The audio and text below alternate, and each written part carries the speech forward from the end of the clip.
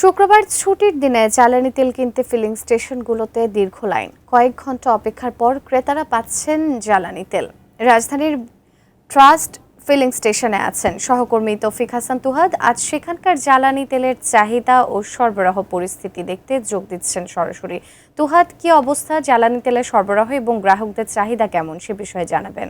পিছনে দেখতে পাচ্ছেন দীর্ঘ সারি, প্রাইভেট কার এবং মোটরসাইকেলের দীর্ঘ সারি রয়েছে শুধুমাত্র জ্বালানি তেল কেনার জন্য। দীর্ঘ সময় অপেক্ষা করছে, ঘন্টার পর ঘন্টা তারা অপেক্ষা করছে তাদের এই জ্বালানি তেল ক্রয়ের জন্য।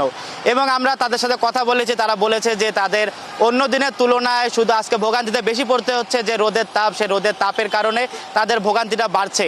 এবং আমরা জানতে পেরেছি যে তারা ঘন্টার পর ঘন্টা দাঁড়িয়ে আছে শুধুমাত্র তেল নেওয়ার জন্য।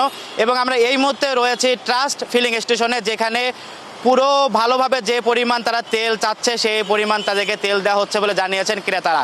এবং আমরা ফিলিং স্টেশন কর্তৃপক্ষের সাথে কথা বলেছি, আমরা রাজধানীর বিভিন্ন ফিলিং স্টেশনে গিয়েছি, ঘুরেছি এবং দেখেছি, তাদের সাথে কথা বলেছি। তারা জানিয়েছেন যে কোনো ধরনের তেলের সংকট নেই এবং সরকারিভাবে বলা হয়েছে বারবার যে কোনো ধরনের তেলের সংকট নেই।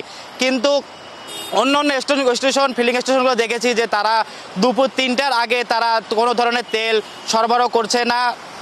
তারা বলছেন যে তেল পর্যাপ্ত পাচ্ছেন না, কিন্তু বেশিরভাগ সংখ্যকই ফিলিং স্টেশন আমাদের জানিয়েছে যে কোনো ধরনের তেলের সংকট নেই।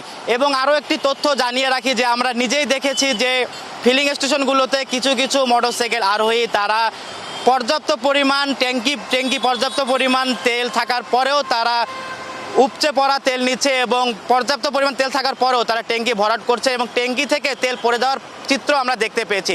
আমরা ক্রেতাদের সাথে কথা বলেছি, তাদেরকে বলেছি যে এই যে অভিযোগ এবং চিত্র আপনারা কি বলবেন। তারা জানিয়েছেন যে কিছু কিছু মানুষ আছে যা অবৈধভাবে মজুত করে এবং অন্যান্য সাধারণ মানুষের ভোগান্তিতে পড়তে হয়। এবং সরকারিভাবে বারবার বলা হয়েছে যে কোনো ধরনের তেল যদি মজুত করে রাখা না হয়। আমরা আইনশৃঙ্খলা বাহিনীর অভিযানও দেখতে পেয়েছি যে বিভিন্ন জায়গায় মজুতকৃত তেল তারা বের করতে সক্ষম হয়েছে। তো এই ছিল ট্রাস্ট ফিলিং স্টেশন থেকে যে লম্বা লাইন, তেল নেওয়ার যে লম্বা লাইন, তার সব শেষ।